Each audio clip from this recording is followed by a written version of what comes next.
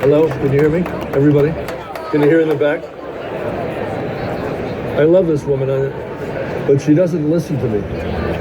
I said, I'm going to talk about serious stuff, a contemplative, thoughtful discussion of intellectual and aesthetic matters. So tone it down. That's Julianne toned down. I'm glad I'm not a stripper or a, what are they called? A Chippendale? No danger of that. Yes, you're right. Those days are gone. You know what I would love to talk about? And please raise your hand if you have trouble hearing, because Joe will turn me up. Yeah? Joe, can you crank it up a little bit? 1, 2, 3, 4. Let's push the envelope here. Whoop. How's that? Good? Better? Okay. I love moving the camera, obviously, based on my career. But I've always loved camera operating. From the very beginning, I loved camera operating when I was simply on a tripod, panning and tilting, you know. That variety of operating involves basically 2 keys on the keyboard, panning and tilting. In those early days, we seldom even rolled, you know. And in the big leagues, in the early days, operating included panning and tilting and talking to your dolly grip, you know, and coordinating and designing dolly shots and cueing the dolly grip when to stop and so on. Operating now has a lot more keys on the keyboard. Steadicam operating in particular is panning and tilting and rolling and moving through space with your arms as a fingertip operation. And walking, using your legs, climbing stairs, running, walking, all the incredible mobility that human beings have. And that ups the ante. That makes the game really even more exciting. I'm going to go hunting for a clip if I have it. Hold on. Here.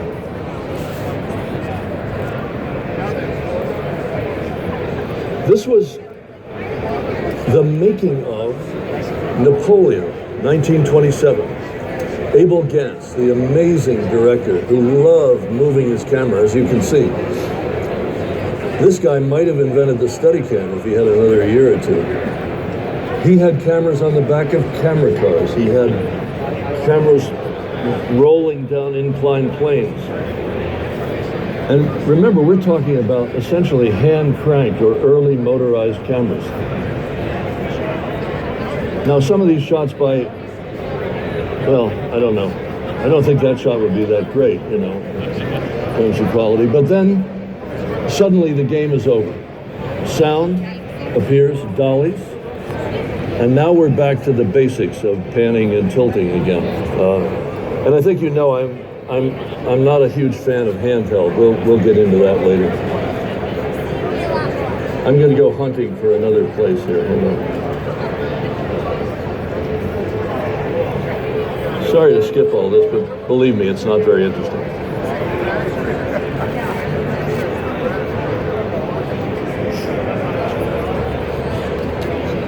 This is a point of view shot from a commercial that we did 20 years ago with Haskell Wexler directing photography, and all the actors are Steadicam operators. But the point of this commercial is we did something called a saccade. How many have ever heard of a saccade? Nobody who saw me the other day is allowed to answer. Okay, here's what a saccade is. It's a wonderful thing. We do it thousands of times a day. A saccade is when you go like this, and your eyes just dart from one side to the other. Go ahead, everybody do that. Look from something over here, and look over here. This is a great looking thing. I wish you could see yourself. Have you noticed how brilliantly we operate our eyeballs with incredible precision, right? In an era when we had not yet started doing whip pans with the Steadicam, we were seduced by the idea, can we make a saccade on video? Can we accelerate a pan fast enough to duplicate this effect? This is the result from maybe 1990, something like that.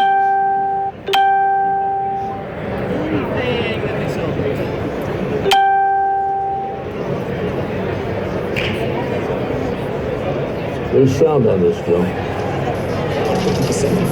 Stein? No German beer. I can roll some gold. You got any strong neighbors? Want a beer? Want some help? Sure. What else is crazy? Wilson, make it golden for me and my friends. I think we're moving in the wrong direction here. I could live right here. Want to see that again?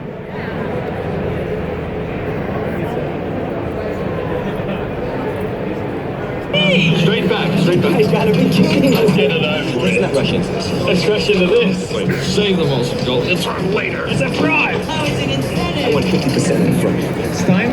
No German beer. I can roll some gold. You got any strong neighbors? Want a beer? Want some help? Sure. What else is crazy? Hey. Wilson, make it golden for me and my friends. I think we're moving in the wrong direction here. I could live right here. A good point of view shot is a real treat. It's fun to watch and it's really fun to do. I shot one for De Palma on a film called Blowout, and we had hands entering with knives and people being stabbed, and my hand dressed in a thing with a knife and somebody else with a knife. It was really fun. In this instance, even more fun with beer. But the rules, the sort of loose rules of shooting handheld include the idea that you do not actually imitate what this creature is seeing. It would be a terrible mistake, for example, to shoot handheld with steps. You would find that the most bizarre looking thing on earth, because we do not see our own footsteps. Have you ever noticed that? When you walk, you see a dolly shot. You do not see yourself going up and down and lurching like this. Why is that? Because the brain is completely uninterested in that, and the brain filters it out. It processes that out and shows you the essence of what you're seeing.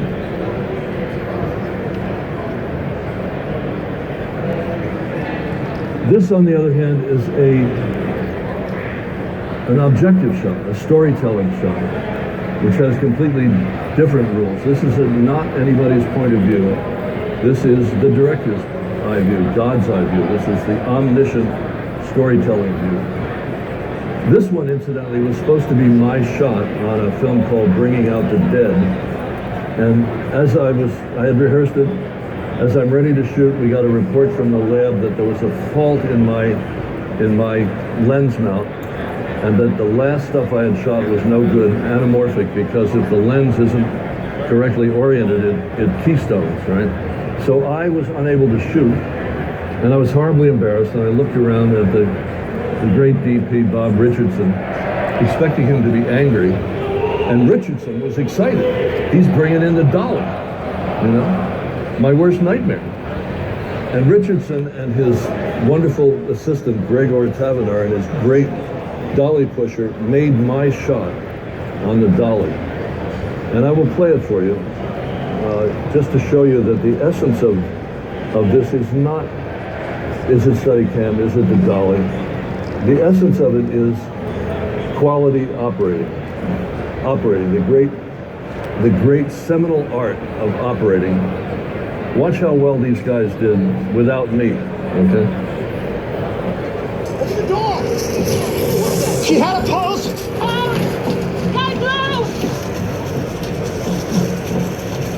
We're set up in two. Let's get around the monitor. Where's the pediatric? It's ready. Give me the blade. How many months, Ray? Can't tell. It was a breach. Twin. Mother seems like that. Mom, she's taking him and the mother to maternity. Mother, I got a daughter. I've got rights. Stop compressing. Flat line. Start CPR. Started. Status. I think I got a pulse. I think.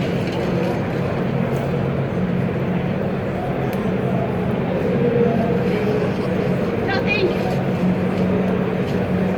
Give me an IV line. Callings, Ray. IV, give me epinephrine. How long has she been down? Low respiratory. All right, we need some more CPR. Can we get the next one here? Still nothing. Stop the pressure. Nothing. I don't know. 10 minutes left. Okay, status. Their attention, and we direct their attention with a combination of emotional triggers, you know. Is this a bit loud and boomy? Can we turn it down a tick? Yeah? Still good? All right, leave it. Never mind, John. Leave it. For instance, when he says status, and the camera whips to the screen, flatline, and it comes slowly back past their faces. And that's the emotional high point of this scene, you know. They've lost the battle, you know. So all throughout this shot are great triggers and great beats and so on.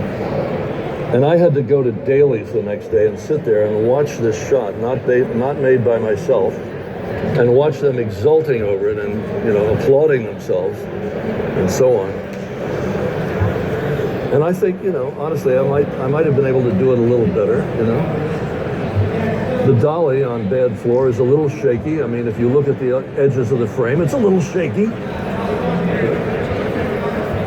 The lesson is, it really doesn't matter what you do with it. What matters is the great art of operating and controlling what we see and when and how we see it. If you're moving the camera, how you accelerate makes a huge difference. This shot, for example, I have a bad habit of making sound effects when I move the camera. The sound man is always going. That is like an exclamation point, you know. That's a sharp statement of some sort, you know. Whereas this shot is entirely different. The nature of the way you begin to move makes a difference. It's like, it's very different than anything mechanical, you know.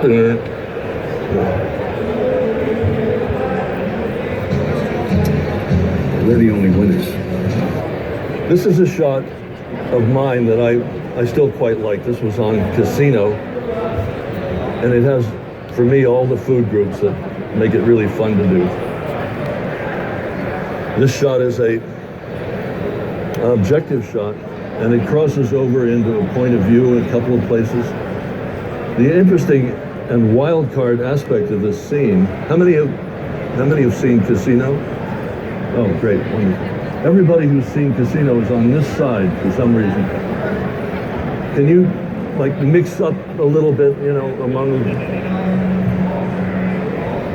I'll tell you later what made this shot incredibly weird and fun, but I'll just play it for him for now. The players don't stand a chance. And their cash flows from the tables to our boxes, through the cage, and into the most sacred room in the casino. The place where they add up all the money, the holy of holies, the countless. Now this place was off limits. Even I couldn't get inside, but it was my job to keep it filled with cash, that's for sure. They had so much fucking money in there, you could build a house out of stacks of $100 bills. And the best part was that upstairs, the board of directors didn't know what the fuck was going on. I mean, to them, everything looked on the up and up, right? Wrong. The guys inside the counting room were all slipped in there to skin the joint dry. They'd do short counts, they'd lose fill slips, they'd even take cash right out of the drop boxes. And it was up to this guy right here, standing in front of about $2 million, to skim the cash off the top without anybody getting wise, the IRS or anybody. Now notice how in the count room nobody ever seems to see anything. Somehow somebody's always looking the other way. Now look at these guys, they look busy, right? They're counting money, who wants to bother? I mean, God forbid they should make a mistake and forget to steal. Meanwhile, you're in and you're out.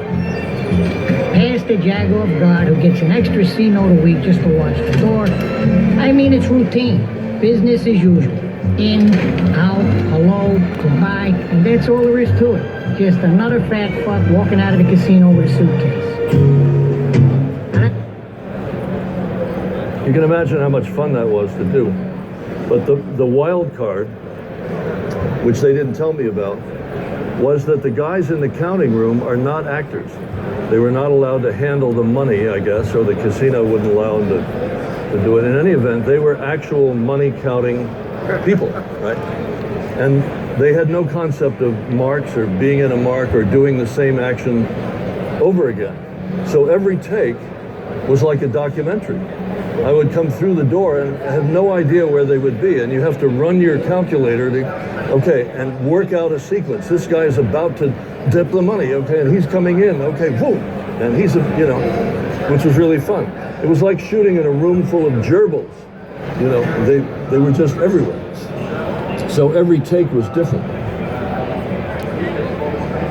But the operating I liked. I think it was appropriate for what happened and the pace and the speed and so on. And I liked the bit with the money, you know, down into the thing.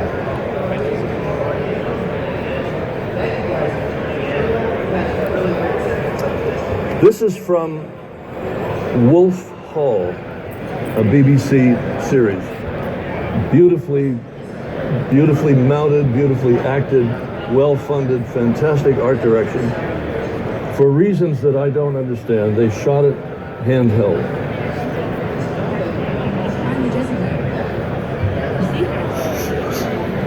And you're the priests of Baal. I see.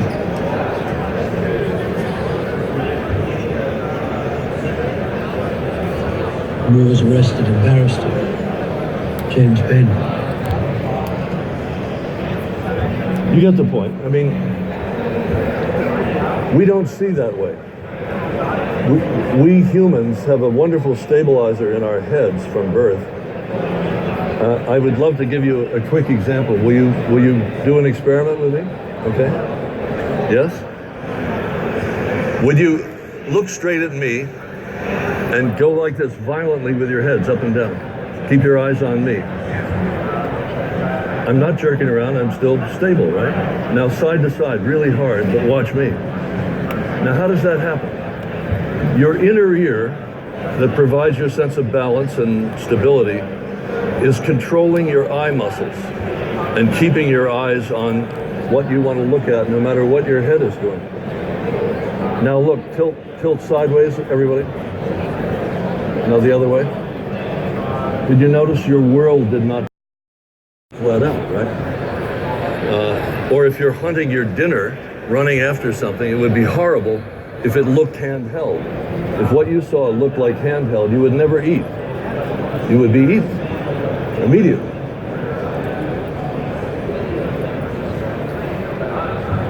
Now one more thing. Take your hands in front of you like this and move your hands violently up and down and try to follow them with your eyes. Impossible, right? So when you're shooting handheld, essentially that's what you're doing to your audience. You're presenting them with a moving world that they really can't follow. And the other day, Jerry Hallway reminded me of another aspect of this, which is if you're shaking the camera in the angular sense, you're reducing the apparent resolution of your scene. Right? I think you're getting the point that I'm not in love with handheld. I mean, I did it. I love the freedom of it. I love being able to run around without the dolly and all that. But what you're doing with handheld is you're causing the audience to see the proceedings worse than the actors see each other. And that just seems crazy to me. You know, we live in an era now where there are an infinite number of choices for stabilizing what we shoot, and many of them are not very onerous at all. This is a very famous handheld sequence from Children of Men, Alfonso Cuarón, operated by George Richmond, who was an excellent Steadicam operator. But he was instructed to shoot it handheld. And I think the premise is that we've all heard this. If it's action, it should be handheld. If it's an action or a fight, it should be more exciting if it's handheld, right? This is the result.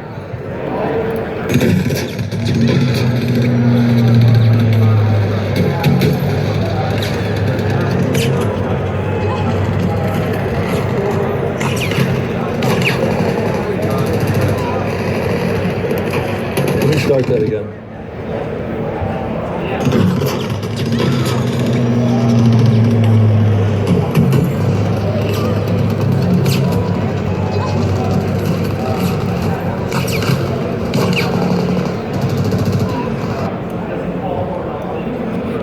would humbly offer you the idea that that's not how we would see if we were running for our lives, if we were being mugged in New York. That's not what it would look like. It would not look like handheld, right? What would it look like? I've tried to think, what do we actually see when we're in the middle of a survival fight? What are our eyes showing us? And I think it's not that. Among other things, no matter what's happening to you, the world never goes off level. No matter how much you're being beat up and falling down, your world remains level, right? And we don't see like this. We see, I believe, a series of stills when your brain is able to recover and lock your eye muscles up. So you get pushed around, and then the brain shows you a still, and then another still, and another still. You know, as you're being mugged and your money is being robbed, you're seeing a series of still images, actually more clearly than you might imagine, right? So I went on the hunt for any sort of sequence that can illustrate this. I don't shoot anymore. I haven't had an opportunity to try this out, but I think somebody might at some point do an action sequence based on what I found that might actually be more convincing, more interesting. And you want to know what the closest I've ever found to something that I think is close to what we've seen? Believe it or not, it is Jimmy Muro's work in Titanic at the end when it's all falling apart, right? Because Muro took a Steadicam, shrunk it down, made a super light one, and got a camera called an SL Cine, which is 35 millimeter and all of maybe 12 pounds with a 200-foot magazine. And he shot rough Steadicam, rough. And that to me sort of, I'll show you the results. It's edging closer to what I think, you know, might be a great way to shoot handheld. So take a look at this and see if you agree.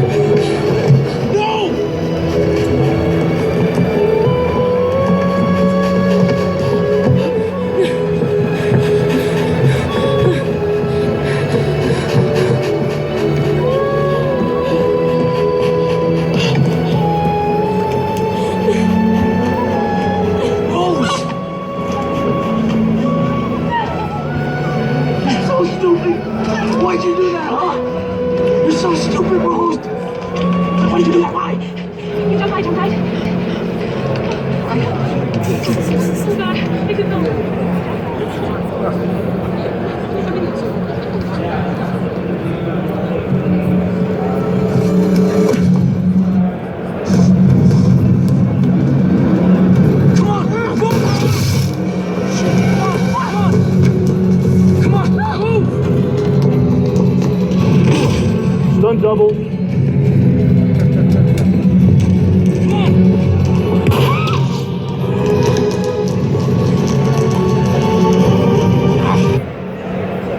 You get the point. I think that's more realistic in terms of our human vision. And why does that matter? Why does the way we see matter for filmmaking? I think it's because we've been shooting our own movie, in effect, almost from birth. You shoot a moving camera, beautifully operated shot of your life throughout all your days, you know? We move our own camera to see what we want to see effortlessly. We look around corners. We walk through places to find out what's happening. In the close, short term, we brilliantly operate what we look at without even ever thinking about it. And in some ways, I think that's a good model for storytelling shots that effectively become transparent and let you see right through the shots to the drama, to the movie, to the story. In the same way that we never think about the way we look, we think about what we see, you know? So I don't know. Personally, I think this little story has yet to be written. Somebody will shoot a spectacular action sequence, and perhaps then we'll all look at it and go, wow, that's really good.